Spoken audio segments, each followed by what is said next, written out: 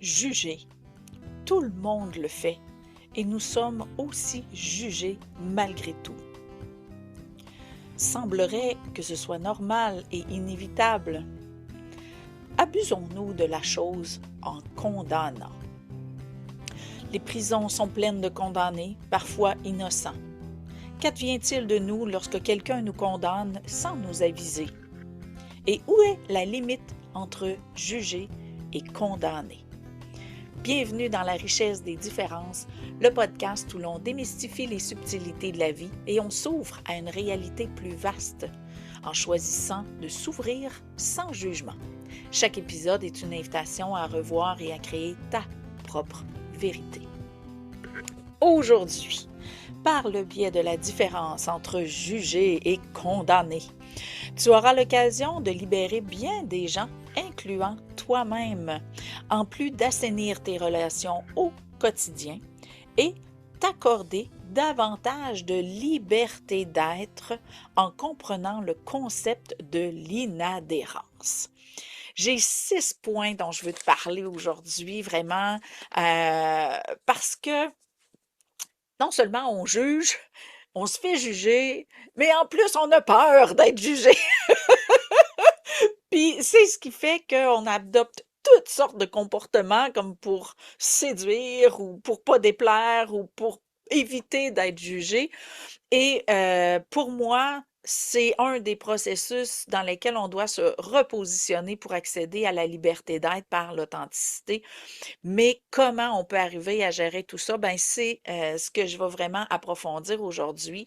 Et bien sûr, je vais te parler de mon égarement, c'est inévitable. Alors, question Spring numéro 1. Pourquoi juge-t-on et le faisons-nous exprès? Je trouve ça intéressant d'amener le faisons-nous exprès. Parce que j'ai connu des gens autour de moi qui se sentaient mal de juger. Tu sais, ils se rendaient compte, oh mon Dieu, je suis en train de juger, mais qu'est-ce que je fais là? Je suis donc bien pas fine, je suis donc bien un monstre. Et j'ai trouvé ça intéressant comme réaction, comme comportement de se prendre en flagrant délit de jugement et de se juger, de juger. Je me suis dit, mais ça s'arrête où, coudonc? Parce que le jugement, le comportement fondamental qui nous amène à juger. Puis juger, tu vas voir, là, on va y donner on va y accorder de l'espace, là. On va l'ouvrir, là, comme on rouvre un livre, puis on va ouvrir le jugement comme un livre pour approfondir c'est quoi le jugement, puis ça vient de où ce comportement-là, cette espèce de réflexe-là qu'on a de juger.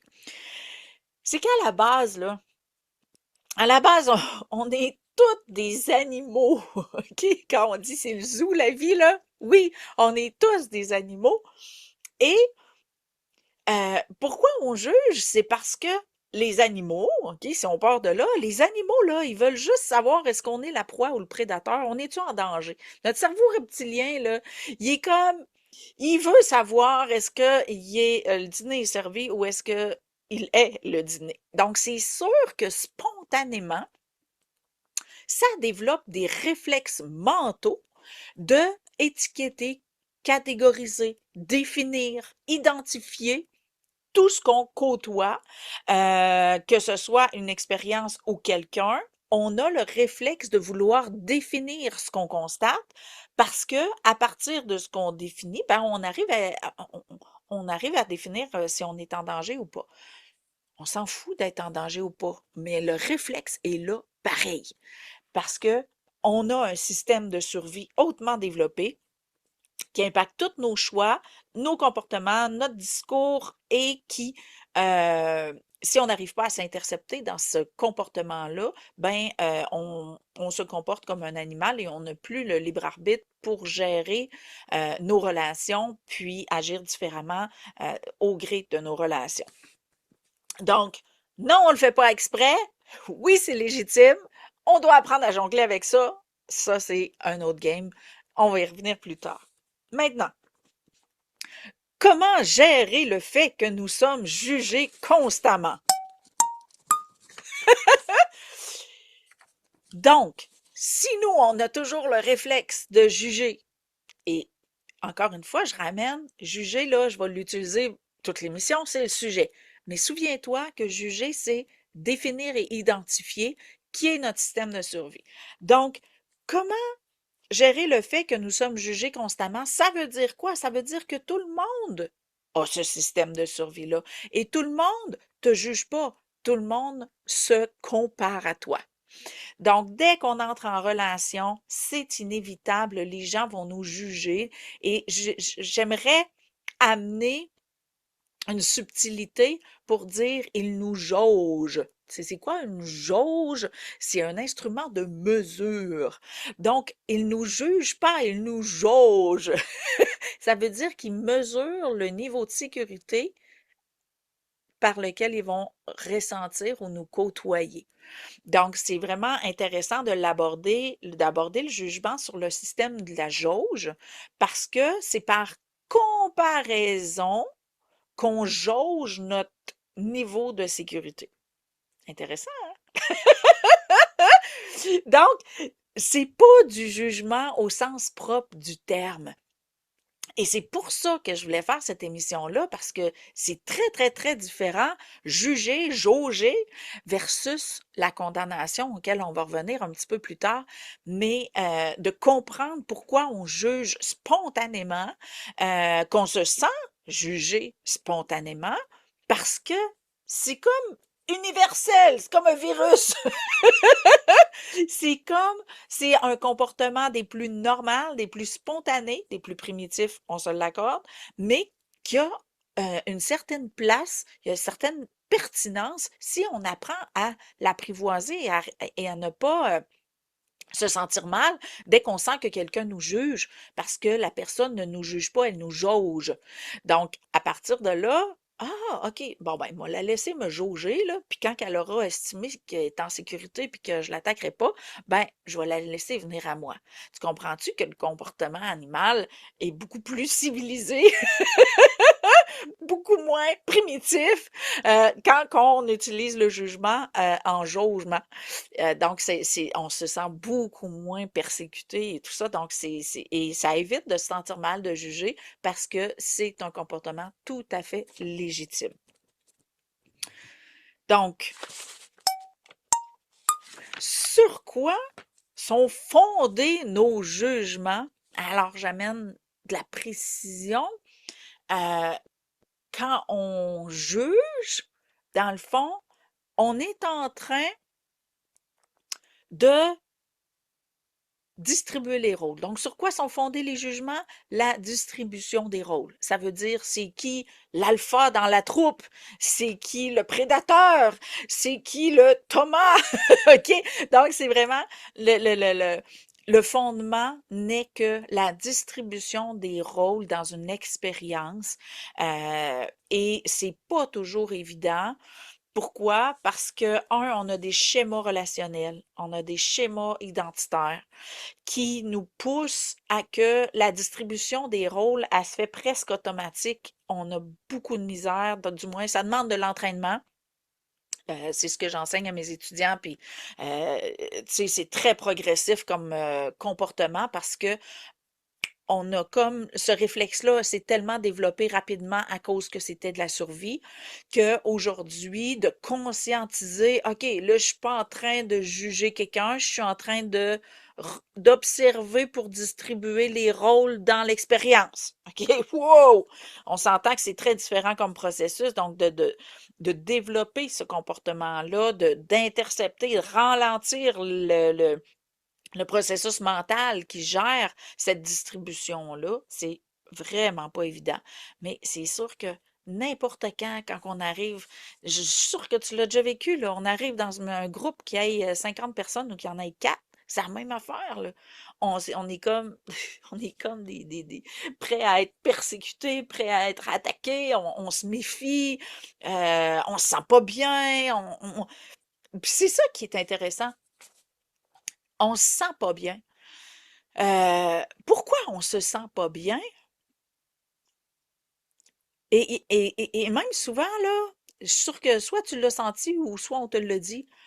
euh, on a le sentiment que il y a du monde négatif autour de nous. Oh, il y a du monde négatif. Puis ça, c'est encore plus là, dans le milieu du mieux-être, puis ces affaires-là. Là. Oh, eux autres sont négatifs. Et je trouve ça intéressant parce que en tant qu'enseignante en neurosensoriel, tous ceux qu'on conçoit, perçoit, ressent comme négatifs ne sont que des différents de nous. C'est aussi simple que ça. Parce que négatif, là, ça n'existe pas. Positif, ça n'existe pas. OK? Mais on a l'impression que tout le monde est négatif. Pourquoi? Parce qu'il ne vibre pas sur notre fréquence. Donc, la richesse des différences, là, pourquoi j'ai appelé ça comme ça? C'est parce qu'on est tous différents. Donc, on est toute une distorsion pour quelqu'un à un moment donné ou à un autre. OK? Donc, quand je parle de distorsion, je parle d'un inconfort physique à côtoyer une différence, OK? Puis ça, là, c'est tellement universel, là, prends rien qu'un océan, mets la rencontre entre de l'eau douce puis de l'eau salée, ça va faire des vagues, ça va faire du mouvement, c'est dangereux, tu sais, ça crée des orages. Mais la différence entre un front froid et un front chaud au niveau de la température de l'air, ça va faire des précipitations. Donc, c'est le plus naturel des choses, c'est la différence. C'est juste que l'humain a différentes façons de concevoir la différence. La preuve la plus concrète, c'est le racisme. En quoi avoir une peau noire, c'est plus terrible qu'avoir une peau blanche, et vice-versa, là. Et vice-versa. Ça demeure un humain, là, on s'entend-tu? Mais tu sais, j'ai réécouté Forrest Gump en fin de semaine. Puis je regardais, là, c'est pas il y a 10 000 ans, là, que le racisme existait, puis que les Noirs avaient pas le droit de rentrer dans des écoles de Blancs, là. C'est d'un primitisme hallucinant, mais ça fait même pas si longtemps que ça, là. Donc, la différence a toujours été conçue comme un problème, et puisque la conscience de l'humain s'élargit au ressenti et non plus seulement aux yeux de voir la différence entre un noir et un blanc, puis un chinois ou peu importe. Maintenant, on ressent aussi avec notre corps, on capte des différences vibrato-sensorielles, vibratoires. Donc, c'est sûr que des différences, il y en a bien plus. On a des différences au niveau des yeux, la couleur, on a des différences au niveau auditif. Ah, on parle pas la même langue, mais on a des ressentis. Et ça se vit de caucasien à caucasien. Donc, peu importe, la différence se capte à plein de niveaux. Est-ce qu'on va concevoir notre différence comme un problème? Ben, c'est à nous de voir. Mais c'est sûr que le jugement, la semence du jugement vient d'une captation d'une différence et c'est là que ça devient intéressant de s'intercepter pour s'attarder à qu'est-ce qu'on fait de la différence et surtout de la nôtre. Parce que la différence des autres, il y en aura tout le temps. Mais comment on va concevoir notre différence, c'est là que ça devient un challenge, dans le fond, de se repositionner comme il faut au niveau de notre différence. Maintenant, qu'est-ce qui nous donne le droit de condamner? Et qu'est-ce qui nous donne le droit de condamner? C'est tellement facile. Tu sais, quand on juge, là, mettons, là, puis c'est vraiment drôle, parce que j'en ai déjà parlé, notre discours mental nous parle beaucoup, puis moi, je l'utilise beaucoup. Quand j'ai besoin de me parler, j'écoute mon discours mental et je m'en vais m'asseoir à quelque part, puis je regarde du monde et là, je juge. Et pourquoi je juge? Parce que je me dis, à partir de mes jugements, je peux me voir mieux. Je peux me comprendre mieux parce que quand je juge, je me définis dans la situation, dans le rôle, je me compare. Donc, c'est comme un outil d'auto-observation. Je m'entends mieux quand je suis avec d'autres mondes. Mais j'ai pas besoin de leur parler, puis j'ai pas besoin de leur dire t'es trop, t'es pas assez. Je, je m'écoute réfléchir, je m'écoute comment les rôles se distribuent pour me voir, m'entendre mieux. Fait que, qu'est-ce qui nous donne le droit de condamner? Et c'est là que la condamnation, ça veut dire on met une étampe, on scelle, c'est comme mettre une étampe au fer rouge où est-ce qu'on décide que notre jugement est la vérité. Ça veut dire quoi? Ah, je sais pas moi, elle est superficielle, admettons. Donc, elle est superficielle. Ça veut dire que je la juge et je la définis, je l'identifie et je scelle son identité et son rôle dans ma vie. Ça veut dire quoi? Je me compare, donc je m'estime moins superficielle. C'est aussi simple que ça, OK? Donc la condamnation, ça veut dire que les rôles se sont distribués, la comparaison s'est faite et on condamne, ça veut dire qu'on ne remet pas en question le jugement. Et c'est ça qui, souvent, va nous emprisonner dans un schéma relationnel slash identitaire parce que, à force de juger tout le monde, on confirme notre identité. Et souvent, notre regard va être attiré vers ceux qui ont le plus de potentiel de confirmer notre identité. Et quand je parle de notre identité, là, notre identité, euh, la façon dont on se conçoit est l'une des choses les plus inconscientes que l'on vit, OK? Je le sais parce que j'accompagne des gens en lucidité. Et tout ce que je me rends compte d'année en année, c'est à quel point on se voit que partiellement. Moi-même, là, moi-même, je me suis vue partiellement pendant tellement longtemps, pour pas dire toute ma vie, là.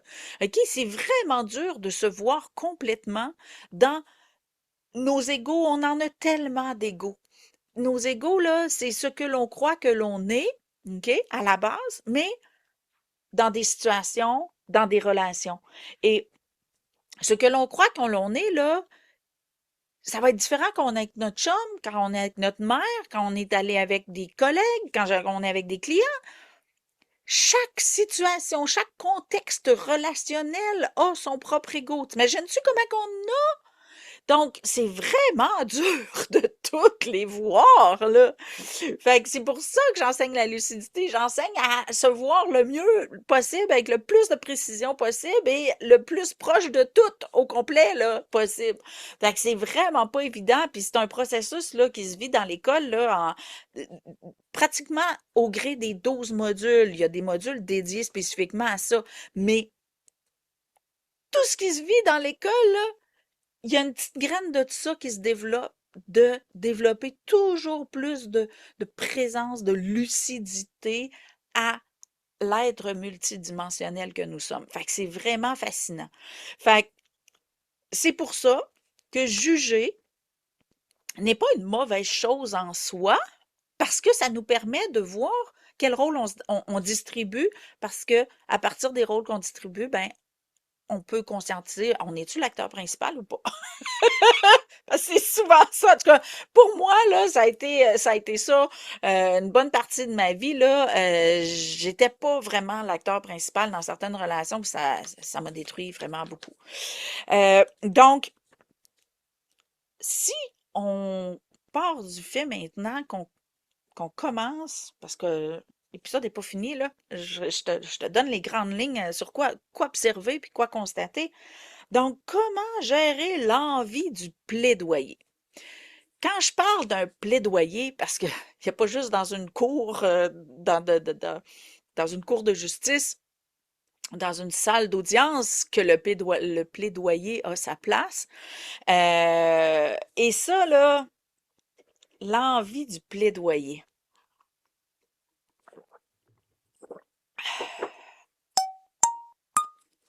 L'envie du plaidoyer, c'est de se défendre, d'argumenter, de contredire, de nier, euh, de convaincre.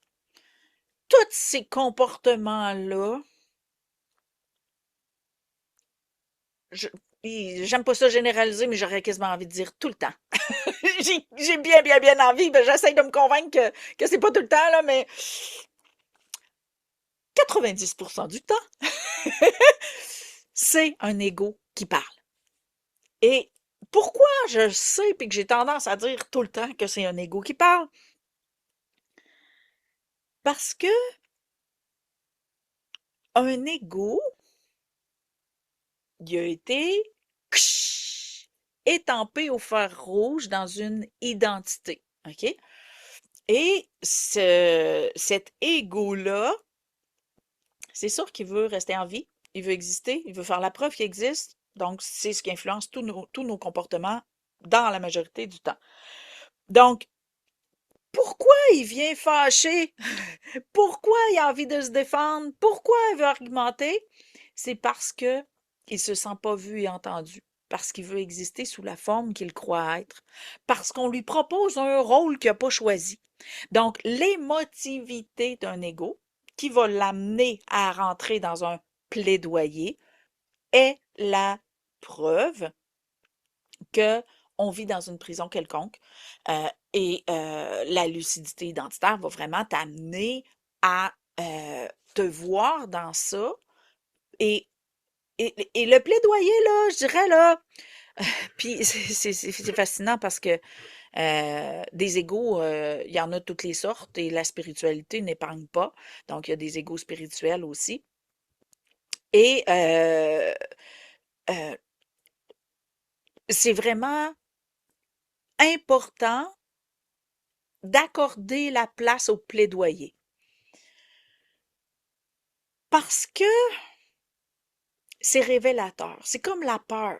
Tu sais, j'ai une émission que j'ai faite sur la peur, là. La peur nous révèle nos besoins ou ce qu'on craint de perdre ou de manquer. Ben, le plaidoyer, c'est un petit peu la même chose. Et ce serait vraiment un beau challenge à te faire quand tu commences à te débattre, là. Tu sais, quand on commence à non, non, non, ben voyons, puis tu sais, quand tu t'interceptes en train de vouloir te défendre ou argumenter, là, ben, écoute-toi argumenter et pose-toi la question, ça peut être pendant ça demande de l'entraînement, là. Même moi encore, même si je suis capable de le faire pendant, je le fais pas tout le temps parce que on est tellement émotif que c'est très dur de s'intercepter dans le pendant. Mais si tu es capable dans le pendant, tant mieux. Puis si tu t'entraînes dans le après, ben tu vas pouvoir devenir capable dans le pendant.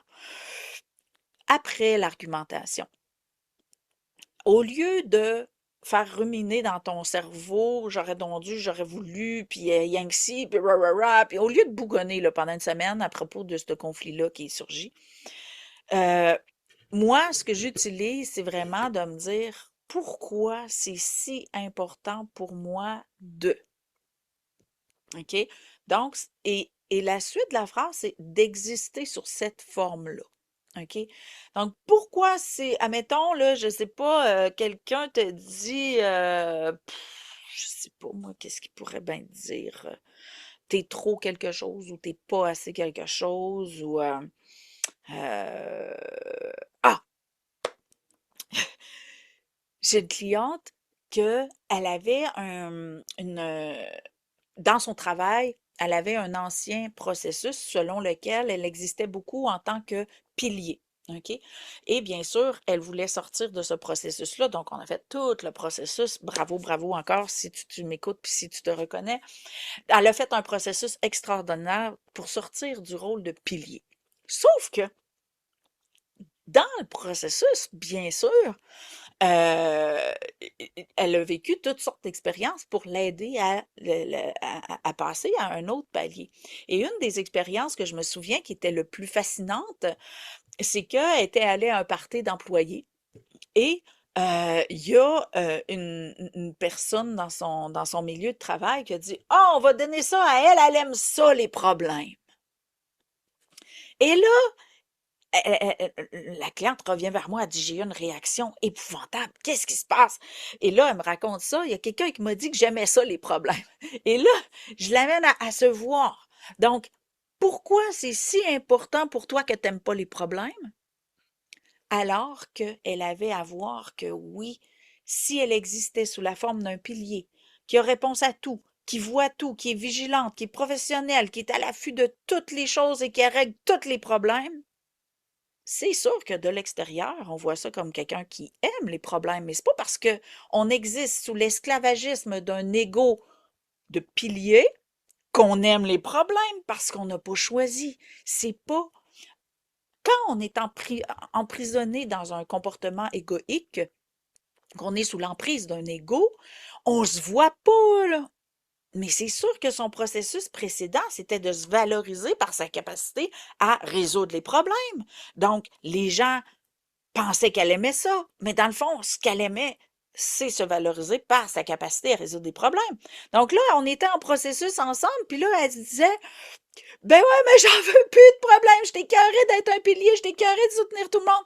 Donc, elle avait à se voir dans l'ampleur de son monde. Et là, de se voir, fait comme, mon Dieu, j'en voulais donc bien. Là, elle s'est comme vue et elle a pu faire en conscience parce qu'elle se voyait enfin dans son désir d'avoir des problèmes à régler pour faire la preuve qu'elle était une régleuse de problèmes. Et c'est là que tu vois le paradoxe. C'est un ego. Elle choisissait pas d'avoir plein de problèmes, mais son ego de régleuse de problèmes cherchait à tout prix à avoir des problèmes à régler pour continuer d'exister. Donc, c'est très, très, très paradoxal. Le processus de l'ego, personne ne veut avoir des problèmes à régler, mais il y a des égos qui sont contents d'être des régleurs de problèmes. Fait que tu comprends-tu mieux que le plaidoyer, donc elle était en train de se débattre, de j'aime pas ça les problèmes, alors qu'elle ne savait pas qu'elle en voulait, elle ne savait pas euh, qu'elle en avait besoin, à la limite qu'elle en créait, parce qu'elle a fini d'en créer, mais elle avait à se repositionner en conscience, donc de se voir dans son processus de création de problèmes, de besoin d'avoir des problèmes pour se valoriser dans son quotidien, pour sortir de cette prison-là. Et elle est très contente aujourd'hui de regarder les gens. Les problèmes, il y en aura tout le temps. Mais si tu as besoin d'exister en tant que résolutionneuse de problèmes, ça devient un irritant parce que tu n'as plus le choix. Et là, ensemble, on a développé son aptitude à regarder un problème, mais de ne pas en faire son problème. Et là, elle a goûté à la liberté de choix. Ça veut dire, oui, il y a un problème. C'est-tu le mien? J'ai-tu envie de le régler? Mais avant, quand tu es sur l'emprise de l'ego, tu es en mode survie. Si tu n'arrives pas à faire la preuve, encore une fois de plus, que tu étais une régleuse de problèmes, parce que son ego était ça, ben, tu es dans la marde, tu vas mourir, là. OK? Donc, tu es en danger de mourir si tu demeures pas la régleuse de problèmes. Et elle a découvert le plaisir de se tourner les pouces à regarder les autres se débattre comme des diables dans l'eau bénite sur des problèmes. Elle a fait comme, hein, c'est donc bien cool, c'est donc bien simple, c'est donc bien facile. J'ai un étudiant de mon école qui a vécu le même processus. Autant, lui, c'était autant dans sa vie familiale que dans son travail, il y avait un ego de responsable. Puis ça, l'ego du responsable est très, très, très répandu chez les parents. Donc, que ce soit les mères ou les pères, c'est un des égos les plus répandus, l'ego de la responsabilité, donc de faire la preuve qu'on est quelqu'un de responsable. Donc, je t'invite vraiment à te voir dans, donc, les questions. Donc, si je reprends cet exemple-là et que je te ramène à la question que je te propose, tu sais, c'est vraiment en quoi c'est si important pour toi de ne pas être quelqu'un qui aime les problèmes, en quoi ça peut être important pour toi d'être celle qui aime les problèmes. Et là, tu vas pouvoir aller voir ta posture actuelle versus l'emprise de l'ego. Et tu vas sortir de l'hyperémotivité, tu vas te voir, tu vas t'accorder ta liberté d'être, te redonner le choix. Et pouf, ça va se dissoudre. C'est aussi simple que ça. Donc, c'est un processus vraiment identitaire, l'ego. Et il y a toutes sortes de façons de s'empêtrer et il y a toutes sortes de façons d'en sortir parce que ce que je me rends compte depuis 10 ans, c'est que tout le monde vit ce processus-là de façon tellement spécifique, tellement différente, que c'est pour ça que j'ai mis de l'accompagnement là, par le biais du processus de l'école, des rencontres aux 2 semaines pour que des fois, on n'arrive pas à coller l'expérience avec ce qu'on vit, on n'arrive pas à coller l'enseignement avec ce qu'on vit, mais on se rend compte, coudonc, je vis quelque chose. Il y a justement une de mes étudiantes qui dit, je sais là que c'est à cause du programme, là, mais je sais pas si par rapport à quoi. Et c'est là qu'on s'amuse à aller dire, ben oui, tu es en train d'apprendre ça, c'est normal que tu vives cette expérience-là pour pouvoir faire un nouveau choix. Parce que c'est ça le processus, là. C'est si on se voit pas complètement, on peut pas faire des choix cohérents. Donc, de te voir de plus en plus dans tes comportements égoïques va pouvoir te permettre d'en sortir enfin. Et ma 6e question, savais-tu qu'on se condamne nous-mêmes? Savais-tu qu'on se condamne nous-mêmes? Je l'ai faite plein de fois. Je me suis condamnée très souvent. J'ai condamné très souvent. Ma première grande condamnation a été bien sûr la personne qui m'avait accusé, agressé sexuellement. Ça a été ma première condamnation. Ce qui est intéressant, c'est que oui, je l'avais condamné en tant que méchant, mais je m'étais condamnée en tant que victime. Et ça m'a pris 25 ans à me décondamner, OK?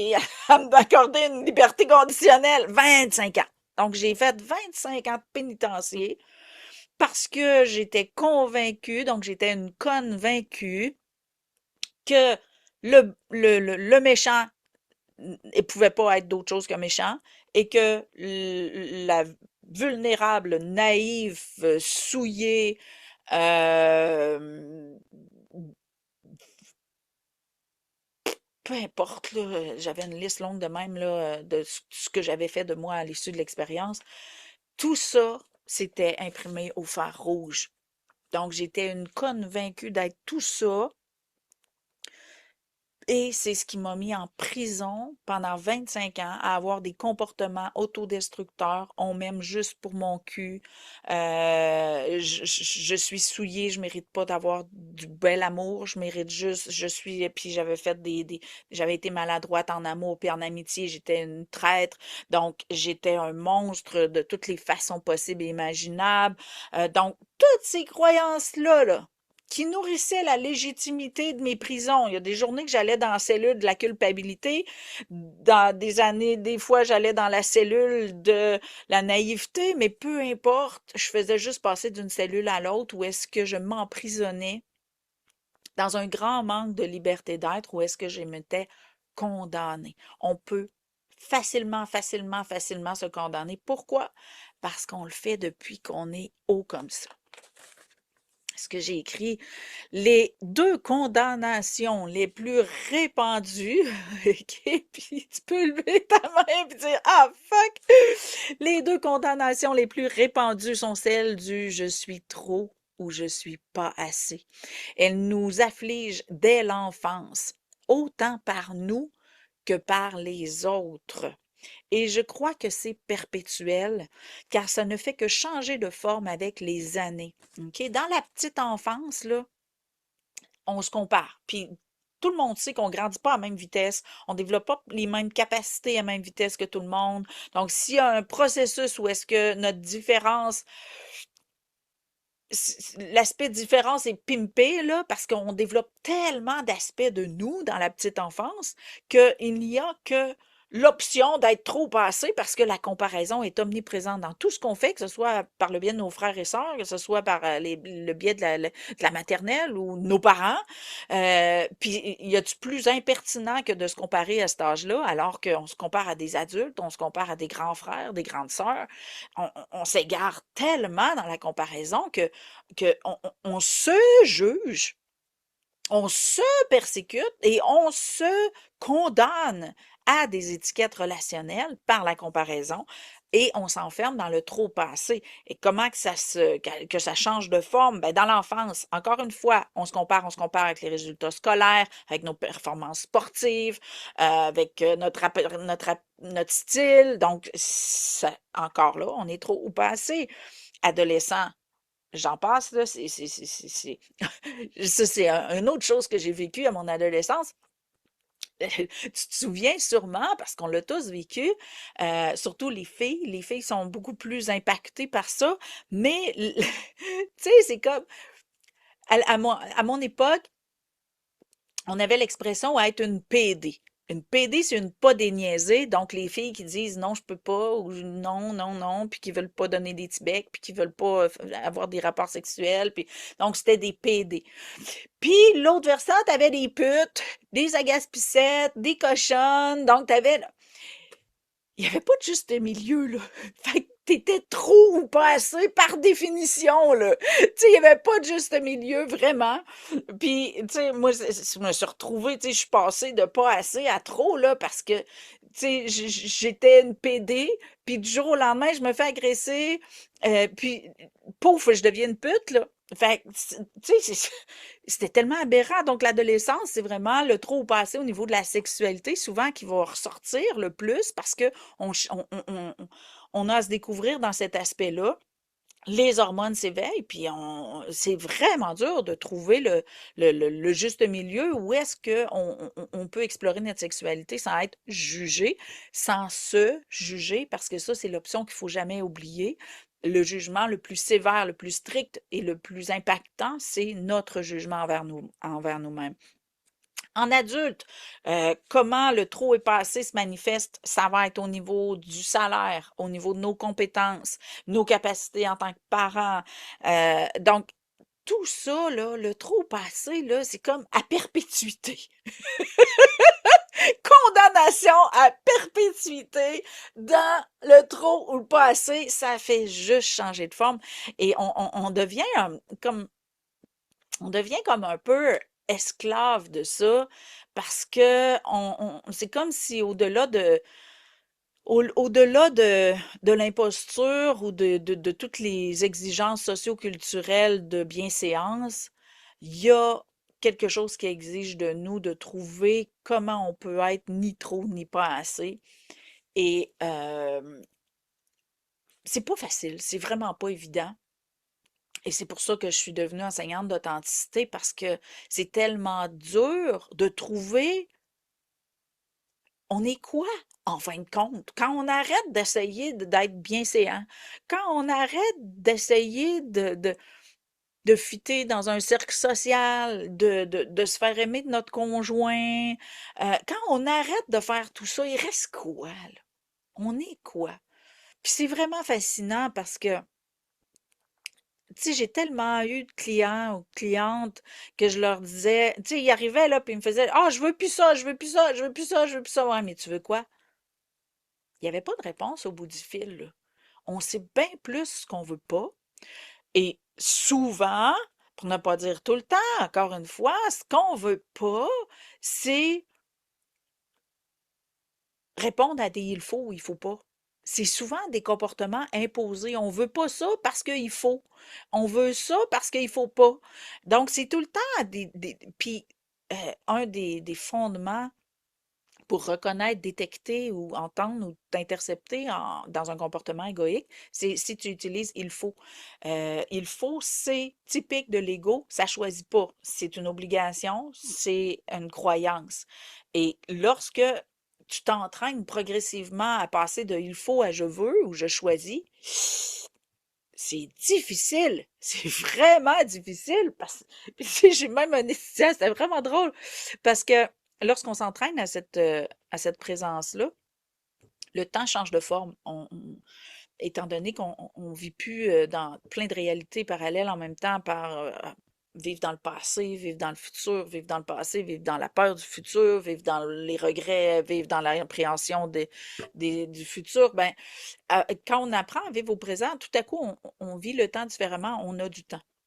Puis j'ai un de mes étudiants qui avait dit ça. Il dit là, il dit, j'ai plein de temps, mais je sais pas quoi en faire.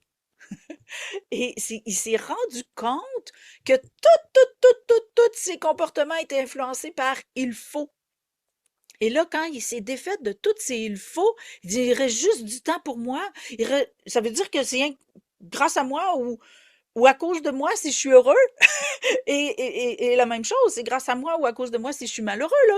J'ai plus de il faut qui gère la pertinence de mes actions, qui gère le choix de mes actions. Donc, il reste que le choix de nourrir son plaisir, sa contemplation, sa délectation ou pas. Fait que c'était vraiment déstabilisant pour cet étudiant-là. Puis il disait, qu'est-ce que je suis supposée faire? de ce temps-là. Puis c'est vraiment émouvant cet espace-là parce que lorsqu'on se rend compte qu'on a fait des choix par il faut prendre soin de nos enfants, il faut que je donne du temps à mon chum, ou peu importe. Lorsqu'il reste plus de il faut, c'est là qu'on se rend compte à quel point on ne fait si peu de choix en fonction de notre plaisir. Il faut travailler, il faut se laver, il faut faire le ménage, il faut. Mais quand toutes les il faut sont tassés puis qu'il reste juste, admettons que j'ai envie de me faire plaisir, là, qu'est-ce que je ferais vraiment? Et qu'on se rend compte, je le sais pas, que la réponse est je le sais pas. Ouf! Ça donne une claque sur la gueule, je te l'accorde. J'ai dû me donner cette claque sur la gueule-là plus qu'une fois parce que euh, plus on s'ignore dans sa vie, moins on se rend compte qu'on s'ignore parce que ça devient comme la seule chose qui existe. Et on perd le choix, on perd le plaisir, nos priorités. On est tout le temps dernier de la liste, puis cet espace-là est pas confortable, mais c'est comme si la société, puis toute la vie, nous avait entraînés à ignorer l'inconfort du il faut. Ignorer l'inconfort de se donner pas le choix. On est rendu vraiment bon à ne pas se donner le choix. C'est vraiment une faculté autodestructrice, tellement facile à acquérir, à développer, à s'entraîner, à nourrir et à s'y égarer profondément parce que c'est rendu la normalité. Et lorsque on voit des gens qui tout à coup ont du temps, se priorisent, les gens les regardent drôles, puis j'ai même vu des gens se faire sentir coupables. Ben voyons, on sait bien, toi, t'as rien que toi à t'occuper. Tu sais, comme méga jugement, là. Donc, tu sais, c'est fascinant à quel point il est rendu normal de se négliger, de s'ignorer. Euh, c'est, c'est, c'est, c'est inouï. Moi, Puis je suis pas dans le jugement de ça parce que je l'ai fait. Je suis dans le constat de l'aberration de la chose. On s'égare tous, là, pendant X années, là, puis ça se compte en décennies, là, jusqu'à temps qu'un jour, on fasse le choix de dire, est-ce que je me donne le choix aujourd'hui? C'est fou, c'est fou. Donc, c'est un processus très exigeant. C'est une zone d'égarement dans laquelle je me suis égarée et je suis encore en entraînement de ne plus m'y égarer parce que c'est c'est un réflexe presque aussi présent que respirer, là. En tout cas, dans mon cas, puis j'ai côtoyé beaucoup de gens qui étaient dans cet espace-là. Donc, c'est vraiment fascinant à quel point c'est facile de s'égarer là. Je termine la portion partage. Les condamnations les plus brutales proviennent de nos prétendues erreurs ou échecs. Pourquoi? Parce qu'elles nous définissent en tant que personnes. Mais qui nous emprisonne réellement? C'est nous. En choisissant de croire que la condamnation fait de nous un ou une coupable. C'est l'identité.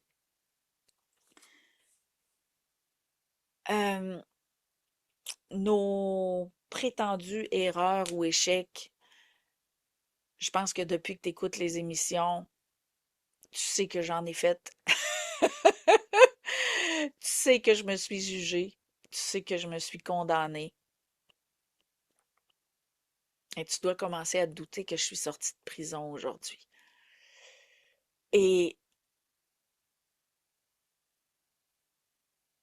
si je prends le temps de regarder ça, je pense que c'est un petit peu pour ça que je fais le podcast. Parce que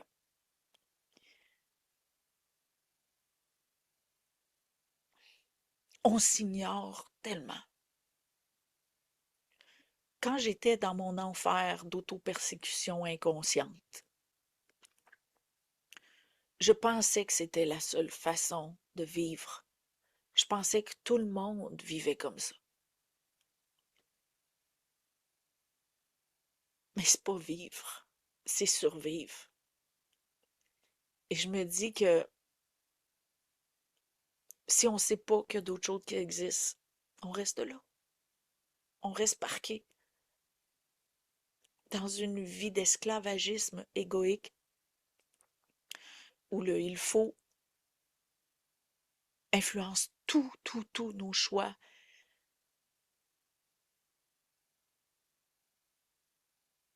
Puis la richesse de la différence, c'est se redonner le choix. Ce qui va faire une différence dans ta vie, c'est te redonner le choix.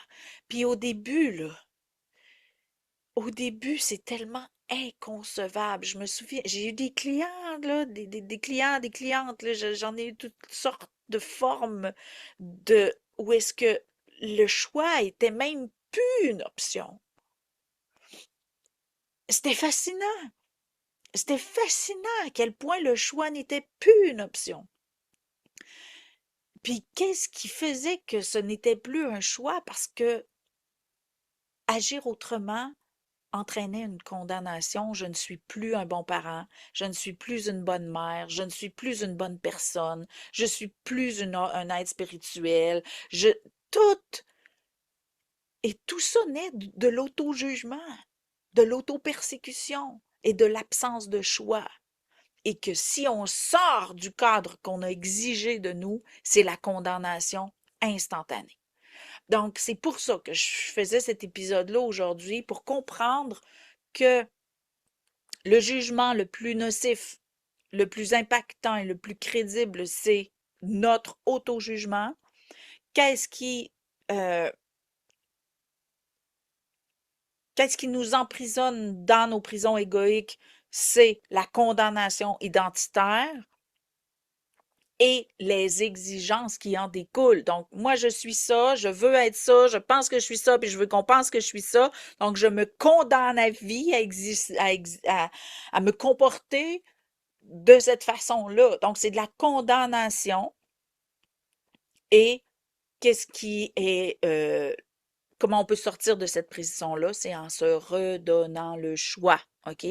Et c'est dans cet espace-là que je veux t'amener. Donc, mais tu peux pas choisir si tu te vois pas, là. Tu peux pas choisir si tu te vois pas. Donc, pour reprendre l'exemple de ma cliente, là, elle choisissait pas d'avoir des problèmes, mais elle en avait donc bien besoin pour prouver qu'elle était un pilier, un soutien, puis de l'hypervigilance et tout ça.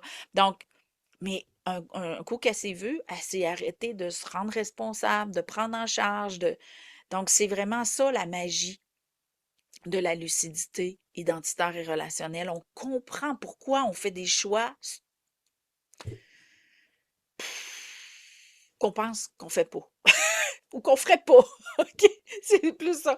On comprend pourquoi on fait des choix qu'on comprend pas pourquoi qu'on les fait. OK? C'est c'est vraiment ça, OK? La lucidité identitaire t'amène à comprendre pourquoi tu fais des choix que tu comprends pas pourquoi tu ferais et qu'un coup tu te vois vraiment dans ton processus égoïque, là, tu dis, ah, ben oui, c'est normal que je faisais ces choix-là, puis c'était normal que je me livrais ça, puis c'était normal que je faisais ça. Ah, ben là, je peux-tu vivre d'autres choses? Oui, oui. Donc, c'est vraiment ça, c'est pour ça que j'enseigne la lucidité, c'est d'arriver à se voir dans ses comportements égoïques, de se reconnaître dans le besoin de l'ego pour pouvoir assouvir, combler, puis que ça finisse par en finir, là. OK? Donc, pour redonner les clés de la prison et de faire le choix d'en sortir. Alors, c'était différent. Incitatif d'intégration. J'ai 4 questions pour toi. 1. Regarde ta plus grande erreur. Quelle était ta plus grande erreur? Question numéro 2 par rapport à ta plus grande erreur. Le savais-tu avant de commettre ta plus grande erreur? Le savais-tu avant que ce serait ta plus grande erreur? Question numéro 3. Le referais-tu maintenant? D'habitude, c'est non. Une petite question facile dans le parcours. Mais la quatrième question, c'est là que tout se passe. Préférerais-tu ne pas savoir encore aujourd'hui et ainsi risquer de le refaire? Et personnellement, je te dirais que moi, c'est ce qui a fait de moi une amoureuse de la vie, c'est que je me suis tellement plantée de plein de façons que je sais comment ne plus me planter aujourd'hui. Je sais que pourquoi je me suis autant plantée, j'avais à apprendre à m'aimer dans ma compétence à me planter. Donc, c'est ce qui fait vraiment de moi une amoureuse de la vie aujourd'hui, c'est que ces 4 questions-là sont très simples et elles se prêtent à tous les contextes. J'ai une amie que j'aime beaucoup, beaucoup. C'est une de mes amies de plus longue date. On s'est connus en 2003. Et son père était très âgé, donc elle a perdu son père quand même assez jeune. Et ben pas enfant, là, quand même adulte, là, on se connaissait déjà. Et quand elle a perdu son père, elle souffrait beaucoup, beaucoup, beaucoup du départ de son papa parce qu'elle était très proche. Il y avait une belle complicité, il y avait de l'amour, de l'affection, il y avait tout, tout, tout.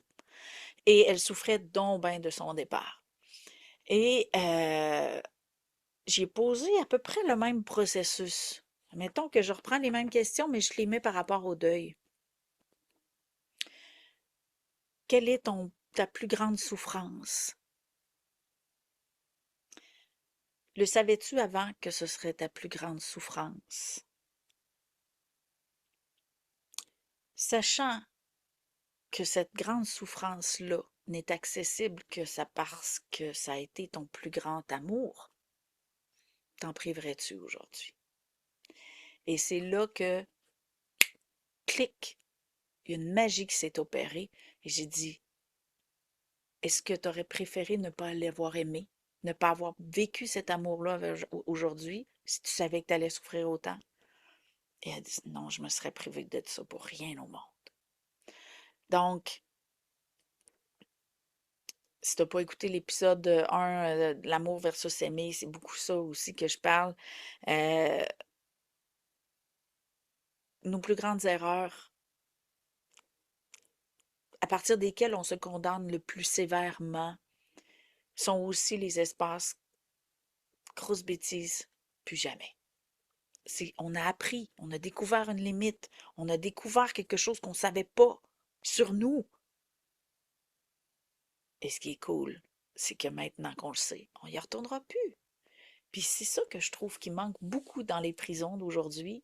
On condamne à cause d'un geste impulsif, émotif, de survie, sans remettre en question puis de se dire je pense pas que je le referais. Mais nous qui sommes pas en prison, je pense qu'on peut se permettre de se dire je sais maintenant que je ne le referai plus. Puis c'est un bel espace d'amour de soi, de se décondamner et de s'accorder j'ai vécu une expérience qui me fait me connaître, qui m'a challengée dans mon amour de moi, mais je choisis aujourd'hui de m'aimer. C'est vraiment ça, moi, ce qui s'est passé au niveau de mon processus. Quand j'ai fait un monstre de moi pendant 16 ans, ça a été vraiment l'élément déclencheur. Puis pourtant, j'avais vécu mon processus de l'agression sexuelle, 25 ans, là. Puis j'ai retombé, là, tête baissée dans un autre processus. Pareil! Et ça a duré 16 ans que, au lieu de me définir comme naïve, souillée, blabla, ben là, je me suis définie comme un monstre. Je suis retombée dans le même maudit processus. C'est cool, ça a duré 16 ans au lieu de 25, mais quand même, c'est tellement facile de se définir. Et j'avais oublié de considérer que je savais pas. Je suis allée explorer une zone inconnue, me suis plantée, je me suis fait du mal, j'ai fait du mal autour de moi, mais crime, je suis contente de le savoir, ben je le referai plus. Et cette gratitude-là, cette reconnaissance-là est un espace d'amour de soi très précieux auquel je te souhaite d'accéder si ce n'est encore fait. Alors, je ne te cacherai pas que si tu veux intégrer tout ça, t'entraîner à tout ça, parce que c'est vraiment un processus qui nécessite de l'entraînement. C'est pas facile. On a appris à se condamner. On s'est comme entraîné spontanément, puis après ça, ça l'a confirmé qu'il fallait qu'on continue de le faire par nos expériences de vie. Donc, on est wiré, là, notre cerveau il fonctionne de même. Il faut se définir, il faut se définir, il faut se définir. Il faut se définir pour arriver à exister, mais on n'est pas obligé de se bitcher, OK? Se bitcher, là, je ne sais pas c'est quoi l'expression européenne, là, de se chanter de bêtises, de se condamner négativement, ou je ne sais pas trop. Mais on n'est pas obligé d'être méchant envers nous, OK? Donc, c'est difficile de se pardonner car l'identité est parfois trop bien collée. Et c'est souvent ça. Donc, de arriver à se concevoir autrement, de se voir totalement, va vraiment t'aider à sortir de peu importe le processus identitaire dans lequel tu es, parce que l'école, elle fait pas juste aller apaiser un de tes égos ou plusieurs. Elle te fait sortir du processus identitaire. Tu redeviens conscience, tu redeviens choix.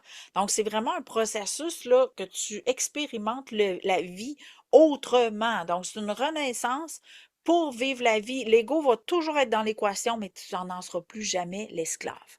Et c'est ça qui est intéressant. Alors, je t'invite vraiment à l'école. Pour vivre ta renaissance, puis il y a même une nouvelle façon de s'inscrire à l'école, là, donc ça va être super intéressant. Je suis en train de tout mettre ça en place, là. Donc, va découvrir mon école. Appelle-moi pour qu'on en jase si vraiment c'est la meilleure façon pour toi de cheminer, si tu l'école ou l'accompagnement, parce que les deux se font. Appelle-moi, on va se prendre un petit 15 minutes ensemble pour jaser, pour vraiment que je regarde. Je recommande aux gens de plus de 40 ans. Pourquoi? Parce que faut qu'on ait le temps d'assez se faire chier pour vouloir en sortir. C'est plate à dire, mais c'est ça. Tu sais, à 30 ans, on commence à être solide, puis à 40 ans, on commence à se rendre compte que notre solidité est accessoire, illusoire et nocive. Donc, c'est souvent à partir de la quarantaine qu'on se remet suffisamment en question pour vouloir sortir de nos impasses inconscientes. Donc, si t'es en haut de 40 ans, il y a des bonnes chances que tu sois prêt pour l'école. En bas de tout ça, ben, prends un appel découverte pour voir que je puisse vraiment t'évaluer là, où est-ce que tu es rendu dans ton processus parce que bien que l'école soit une voie extraordinairement plus facile de progresser, il y a comme des prérequis d'expérience humaine qui font que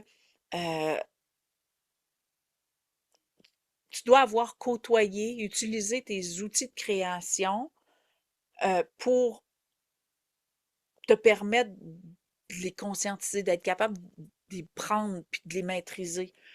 Tu sais, je dis souvent, là, j'ai été une prodigieuse créatrice de merde. Ben, c'est par mes œuvres de merde que je suis entrée en possession de, hey, je suis capable de créer quelque chose. OK? Donc, c'est pour ça que je dis, il y a un processus avant d'arriver là. Et c'est pour ça que je me dis, de plus en plus, me semble qu'en haut de 40 ans, on est prêt à ça. Alors, je termine avec notre super mantra de la semaine. Je choisis de m'aimer suffisamment pour me donner le droit d'apprendre parfois dans la maladresse. En m'aimant ainsi, je me libère de toute condamnation illégitime. Je crois que si tu as compris l'épisode d'aujourd'hui, tu vas pouvoir t'amuser à te faire du bien avec ce mantra-là pour vraiment t'accorder ta sortie de prison. Puis si tu as besoin d'aide, ben on va me faire un grand plaisir de t'accompagner dans ça. Alors, je te remercie pour ton écoute. On se voit la semaine prochaine. Ah, j'ai oublié de sortir ma liste. La semaine prochaine, curiosité versus naïveté. Ça va être très intéressant. Alors, je te dis merci pour ton écoute. Bien sûr, je t'invite à partager. Comme tu peux voir, cet épisode-là touche énormément de gens, amène beaucoup de lucidité. Donc, je t'invite vraiment à partager. Je te remercie d'avance de le faire. Et si tu écoutes sur YouTube ou peu importe, écris en commentaire en quoi tu te vois maintenant. Qu'est-ce que tu es arrivé à voir dans tes comportements, dans quelle clé tu t'es accordé pour quelle prison tu sors aujourd'hui. Je serais vraiment intéressée à te lire là-dessus. Fait que je te souhaite une excellente journée. On se revoit la semaine prochaine. Bye bye.